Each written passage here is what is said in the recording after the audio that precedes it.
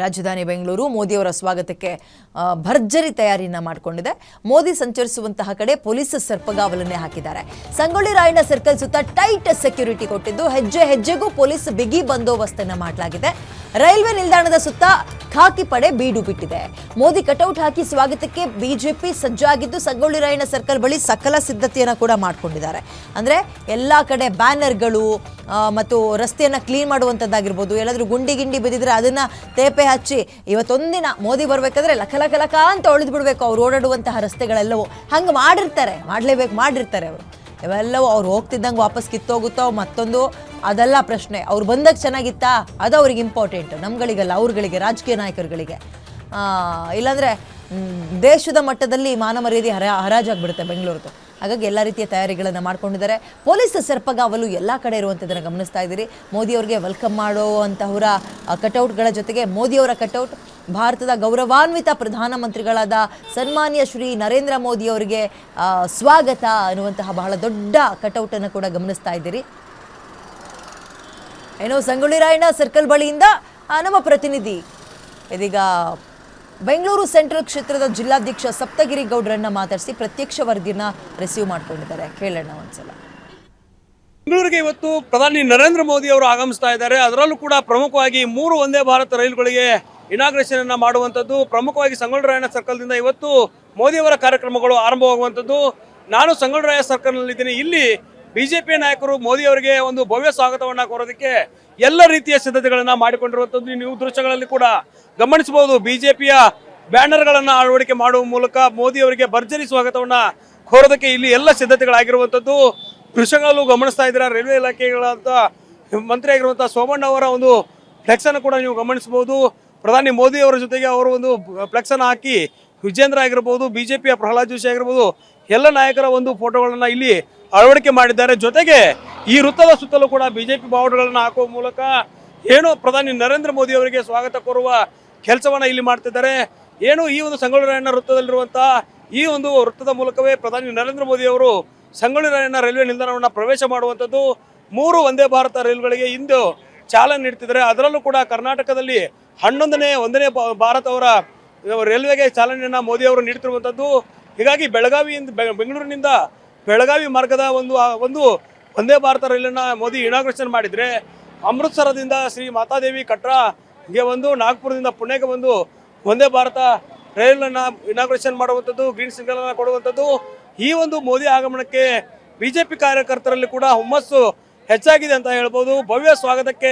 ಮೋದಿ ಅವರ ಭವ್ಯ ಸ್ವಾಗತಕ್ಕೆ ಇದೀಗ ಎಲ್ಲ ವೇದಿಕೆ ರೆಡಿಯಾಗಿದೆ. ನಮ್ಮ ಜೊತೆ ಬಿಜೆಪಿ ನಾಯಕರಿದ್ದಾರೆ, ಅವರು ಮಾತಾಡ್ತಾ ಹೋಗ್ತೀನಿ.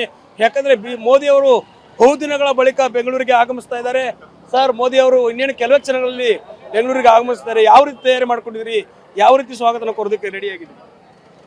ಇವತ್ತು ಬಹಳ ದಿನಗಳ ನಂತರ ಮೋದಿ ಅವರು ರೋಡ್ ಶೋ ರೀತಿನಲ್ಲಿ, ಅಂದರೆ ಚುನಾವಣೆ ನಂತರ ಇವತ್ತು ಬರ್ತಾ ಇರ್ತಕ್ಕಂಥದ್ದು ಎಲ್ಲ ಕಾರ್ಯಕರ್ತರಿಗೆ ಮತ್ತು ಬೆಂಗಳೂರಿನ ನಾಗರಿಕರುಗಳು ಕೂಡ ಭಾಳ ಹರ್ಷ ತಂದಿರತಕ್ಕಂಥದ್ದು. ನಮ್ಮೆಲ್ಲರಿಗೂ ಭಾಳ ಉತ್ಸಾಹ ಬಂದಿದೆ.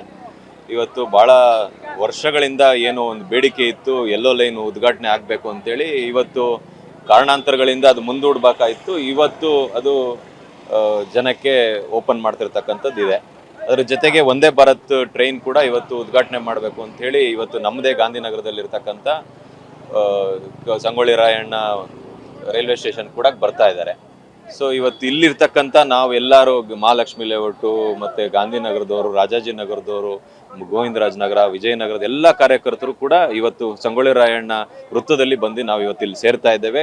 ಕಳೆದ ಬಾರಿ ಒಂದ್ಸಲಿ ನಾವು ಮೋದಿ ಅವರು ಬಂದಾಗೂ ಕೂಡ ನಮ್ಗೆ 2 ವರ್ಷದಿಂದ ಇಲ್ಲಿ ಬಂದಿದ್ದಾಗ ಆವಾಗೂ ಕೂಡ ಇಲ್ಲಿ ರೋಡ್ನಲ್ಲಿ ಇಳಿದು ಎಲ್ರಿಗೂ ಕೂಡ ಅವರು ಮಾತಾಡಿಸಿ ಹೋದಂಥ ಒಂದು ಸಂದರ್ಭ ಎಲ್ರಿಗೂ ಭಾಳ ಖುಷಿಯಾಗಿತ್ತು. ತುಂಬ ಚೆನ್ನಾಗಿತ್ತು. ಅವತ್ತು ಒಂದು ವಾತಾವರಣ ಹಬ್ಬದ ರೀತಿ ಇತ್ತು. ಇವತ್ತು ಕೂಡ ಅದೇ ರೀತಿ ಇರುತ್ತೆ ಅಂತ ಒಂದು ಭಾವಿಸ್ತೀನಿ.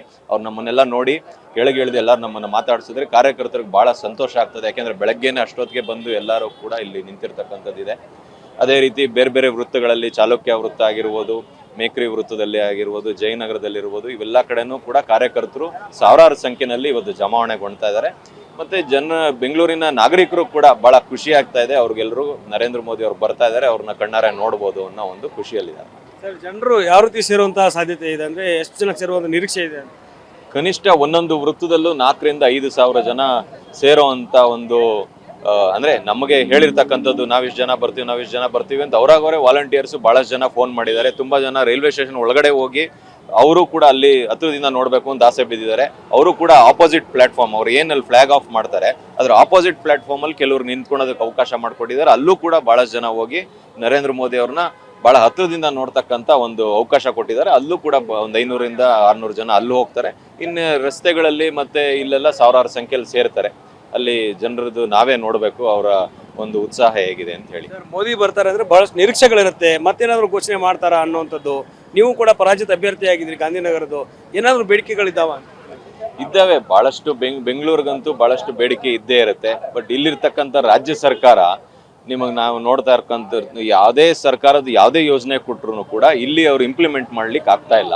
ಯಾಕೆಂತಂದ್ರೆ ಇವರು ಲ್ಯಾಂಡ್ ಅಕ್ವಿಷನ್ ಆಗಿರ್ಬೋದು, ರೈಲ್ವೇಸ್ ಅಲ್ಲೂ ಅಷ್ಟೇ ಎಷ್ಟೋ ಯೋಜನೆಗಳು ಲ್ಯಾಂಡ್ ಅಕ್ವಿಷನ್ ಪ್ರಾಬ್ಲಮ್ ಇಂದಾನೆ ಇಲ್ಲೂ ಕೂಡ ಮಾಡಕ್ ಆಗ್ತಾ ಇಲ್ಲ. ಇವರು ಯಾವುದೇ ಒಂದು ಸಹಭಾಗಿತ್ವದಲ್ಲಿ ಮಾಡಬೇಕಾದ್ರೆ ಕೇಂದ್ರ ಸರ್ಕಾರ ಮತ್ತು ರಾಜ್ಯ ಸರ್ಕಾರದ ಭಾಗವನ್ನ ಇವರು ಸರಿಯಾಗಿ ಪೂರ್ಣೈಸೋದೇ ಇಲ್ಲ. ಅದಕ್ಕೋಸ್ಕರ ಎಲ್ಲ ಡಿಲೇ ಆಗ್ತಾ ಇರ್ತಕ್ಕಂಥದ್ದು. ಈ ಸಲಿನೂ ಕೂಡ ಆ ರೀತಿ ಆಗ್ತಾ ಇದೆ. ಕೋಆರ್ಡಿನೇಷನ್ ಇಲ್ಲ. ಎಸ್ಪೆಷಲಿ ಈ ಸರ್ಕಾರದಲ್ಲಂತೂ ದಿವಾಳಿ ಎದ್ದೋಗಿರ್ತಕ್ಕಂಥದ್ದು ನಾವು ನೋಡ್ತಾ ಇದ್ದೇವೆ. ಅದಕ್ಕೋಸ್ಕರ ಯಾವ ರೀತಿ ಆಗುತ್ತೆ ಅಂತ ಗೊತ್ತಿಲ್ಲ. ನಿರೀಕ್ಷೆಗಳಂತೂ ಇದೆ. ಮತ್ತೆ ಇನ್ನೊಂದು ಆರೆಂಜ್ ಲೈನ್ ಅನ್ನ ಏನು ಅದು ಕೂಡ ಈಗಾಗಲೇ DPR ರೆಡಿ ಆಗಿದೆ. ಅದು ಕೂಡ ಅದಕ್ಕೆ ಶಂಕುಸ್ಥಾಪನೆ ಮಾಡ್ತಾರೆ ಅನ್ನೋ ಒಂದು ಸುದ್ದಿ ಕೂಡ ನಮಗೆ ಬಂದಿದೆ. ಅದನ್ನು ಮಾಡುವಂತ ಸಾಧ್ಯತೆಗಳಿದೆ. ಸರ್, ಈ ರಾಜಕೀಯ ವಿಚಾರವಾಗಿ ಮಾತಾಡೋದಾದ್ರೆ ಕ್ರೆಡಿಟ್ ಪಾಲಿಟಿಕ್ಸ್ ಆಗ್ತಿದೆಯಾ? ಬಿಜೆಪಿ ಹಣ, ನಾವೆಲ್ಲ ರಾಜ್ಯದ ಹಣ ಸಾಕಷ್ಟು ಖರ್ಚಾಗ್ತಿದೆ, ಆದ್ರೆ ಕೇಂದ್ರದವರು ಬಿಜೆಪಿಯವರು ಇದನ್ನ ಪಾಲಿಟಿಕ್ಸ್ ಮಾಡ್ಕೊತಾರೆ, ಕ್ರೆಡಿಟ್ ಪಡ್ಕೊಳ್ಳೋಕೆ ಮುಂದಾಗ್ತಿದ್ದಾರೆ. ಇದರಲ್ಲಿ ಕ್ರೆಡಿಟ್ ಏನಿಲ್ಲ. ಇದರಲ್ಲಿ ಮಾಡ್ತಿರ್ತಕ್ಕಂಥದ್ದೆಲ್ಲ ಕೇಂದ್ರ ಸರ್ಕಾರದ್ದೇ. ಕೇಂದ್ರ ಸರ್ಕಾರ ಅಕಸ್ಮಾತ್ ಕೈ ಆಡಿಸಿರಲಿಲ್ಲ ಅಂತಂದ್ರೆ ಯಾವುದೇ ಪ್ರಾಜೆಕ್ಟ್ಗಳು, ಎಸ್ಪೆಷಲಿ ಮೆಟ್ರೋ ಅಂತ ಪ್ರಾಜೆಕ್ಟ್ಗಳಂತೂ ಇವ್ರ ಕೈಲಿ ಮಾಡ್ಲಿಕ್ಕೆ ಆಗ್ತಾ ಇರಲಿಲ್ಲ. ಈಗ ಇವರು ಏನ್ ಟನಲ್ ಪ್ರಾಜೆಕ್ಟ್ ಮಾಡಬೇಕು ಅಂತ ಹೇಳ್ತಾರೆ, ಅದಕ್ಕೂ ಕೂಡ ಗಡ್ಕರಿ ಹತ್ರನೇ ಹೋಗಿರ್ತಕ್ಕಂಥದ್ದು. ಇವ್ರ ಕೈಲಿ ಮಾಡ್ಲಿಕ್ಕೆ ಆಗೋದಿಲ್ಲ. ಮತ್ತೆ ಅದು ಯಾವುದು ಕೂಡ ಸೈಂಟಿಫಿಕ್ ಆಗಿ ಮಾಡಿರ್ತಕ್ಕಂಥ ಪ್ರಾಜೆಕ್ಟ್ಗಳು. ಇವರು ಎಲ್ಲೋ ಒಂದ್ ಸ್ವಲ್ಪ ದುಡ್ಡು ನುಂಗಾಕುವಂತ ಒಂದು ಯೋಚನೆ ಇರುವುದೇ ಹೊರತು ಅದು ಯಾವುದು ಕೂಡ ಜನಕ್ಕೆ, ಕಾಮನ್ ಮ್ಯಾನ್ಗೆ ಉಪಯೋಗ ಆಗ್ತಕ್ಕಂಥದ್ದಲ್ಲ. ನಮ್ಮ ಬೆಂಗಳೂರಿನ ಜನತೆಗೆ ಹೇಗೆ ಅಂತಂದ್ರೆ ನಮ್ದೆಲ್ಲ ಕಿರಿದಾದಂಥ ರಸ್ತೆಗಳು. ನಮ್ಮ ರಸ್ತೆಗಳಿಗೆ ನೀವು ಮಾಸ್ ರ್ಯಾಪಿಡ್ ಸಿಸ್ಟಮೇ ತರಬೇಕೇ ಹೊರತು ನೀವು ವೆಹಿಕಲ್ಸ್ ಓಡಾಡ್ಲಿಕ್ಕೆ ರಸ್ತೆ ಅಗಲ ಮಾಡ್ಕೊಂಡು ಹೋಗ್ತಾ ರಸ್ತೆಗೆ ಮೇಲೆ ಇನ್ನೊಂದು ರಸ್ತೆ ಮಾಡ್ತಾ ಹೋದ್ರೆ ಅದಕ್ಕೆ ಎಂಡೇ ಇಲ್ಲ, ಮುಗಿಯೋದೇ ಇಲ್ಲ. ನೀವು ಆದಷ್ಟು ನೀವು ಮಾಸ್ ರ್ಯಾಪಿಡ್ ಸಿಸ್ಟಮ್ಸ್ ನೀವು ಮತ್ತೆ ಜನಕ್ಕೆ ಪಬ್ಲಿಕ್ ಮೀನ್ಸನ್ನ ಹೆಚ್ಚಿಗೆ ಮಾಡಿದ್ರೆ ನಾವು ಟ್ರಾನ್ಸ್ಪೋರ್ಟೇಷನ್ ಈಸಿ ಆಗುತ್ತೆ ಬೆಂಗಳೂರಲ್ಲಿ. ಇಲ್ಲ ಅಂತಂದ್ರೆ ಇದು ಮಾಡ್ಲಿಕ್ಕೆ ಕಷ್ಟ ಆಗ್ತದೆ. ಇದಿಷ್ಟು ಗಾಂಧಿನಗರದ ಪರಾಜಿತ ಅಭ್ಯರ್ಥಿ ಆಗಿರುವಂತಹ ಸಪ್ತಗಿರಿ ಗೌಡ ಅವರ ಮಾತು. ಕ್ಯಾಮರಾ ಪರ್ಸನ್ ಲಕ್ಷ್ಮೀಕಾಂತ್ ಜೊತೆ ದುರ್ಗೇಶ್ ನಾಯಕ, ಗ್ಯಾರಂಟಿ ನ್ಯೂಸ್, ಬೆಂಗಳೂರು.